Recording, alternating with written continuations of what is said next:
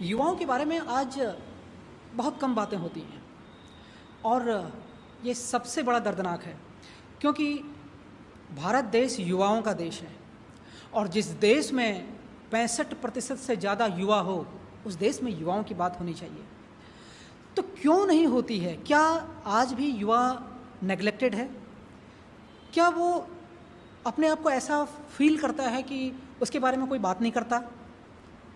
तो अगर बात करते हैं तो फिर क्यों हमें ऐसा कहीं पर न्यूज़पेपर के माध्यम से, डेली सोशल मीडिया से ऐसी ऐसी खबरें क्यों पता चलती हैं जिससे कि लगता है कि नहीं, आज का युवा खुश नहीं है, आज का युवा बहुत परेशान है। जी नमस्कार, मेरा नाम उज्जवल चौधरी है। मुझे ऐसा लगता है कि युवा जो अभी है और जो सोसाइटी है, उनके अभी मानसिक लेवल पे बहुत अभी एक जनरेशन गैप रहता है। तो जैसे कि युवा अपनी ज़िंदगी को चाहता है या आगे कुछ करना चाहता है उसमें, और जैसे कि सोसाइटी उससे एक्सपेक्ट करती है, वो कभी एक पेज पर नहीं आ पाते। उनमें हमेशा एक जनरेशनल गैप रहता होता है।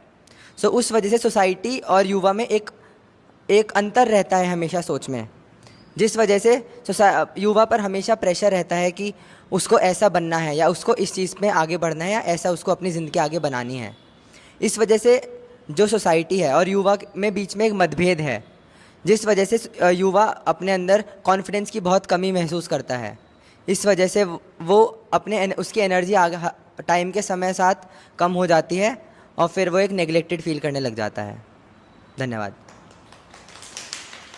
गुड। जैसे कि आपने बताया कि युवा पर बहुत ज़्यादा एक्सपेक्टेशंस है, लोग आपसे बहुत ज़्यादा आशाएं करते हैं, घर वालों की अलग से आशाएं हैं और सोसाइटी की अलग से आशाएं हैं।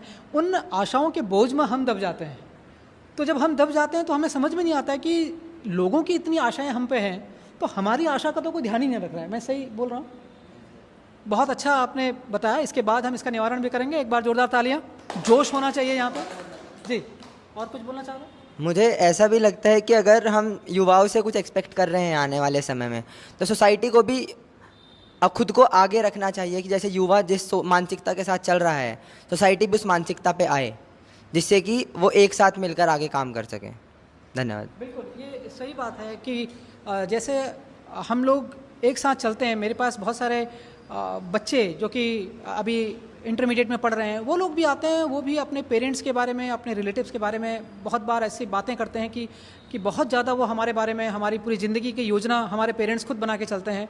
तो जैसे आपने कहा कि उनको भी आज के समय के हिसाब से हमारे साथ चलना चाहिए और वैसे ही सोच के साथ चलनी चाहिए कि जब आज के टाइम में इतनी चीज़ें फास्ट हो गई हैं, टेक्नोलॉजी बहुत ज़्यादा आगे आ गई है, तो वो भी एक कदम उस माध्यम से सोचें। शायद हम दोनों की थिंकिंग एक साथ मिले।